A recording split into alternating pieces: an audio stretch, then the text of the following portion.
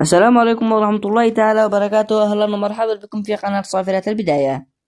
إليكم في هذا الفيديو الجديد الذي سوف نتحدث عن موعد المباراة والتوقيت والقنوات الناقلة للمباراة القادمة التي ستجمع بين نادي برشلونة من أمام نادي أتلتيكو مدريد من دوري أبطال أوروبا في ربع النهائي. ولكن قبل أن نبدأ في كافة التفاصيل نرجو منك الإعجاب بالفيديو والاشتراك بالقناة وتفعيل الجرس لنتواصل بكل ما هو جديد. اكتب لنا آراءك وتوقعاتك لنتيجة المباراة في الأسفل في التعليقات. ولا تنسوا الصلاة والسلام على نبينا محمد صلى الله عليه وسلم.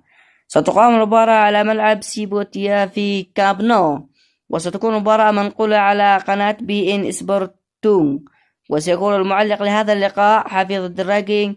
وستقام المباراة بتاريخ على الأربعاء الموافق 2026 شهر 4 يوم 8 في تمام الساعة 10 مساء بتوقيت مكة. وبهذا قد نكون انتهينا من تفاصيل هذا اللقاء، وفي أمان الله.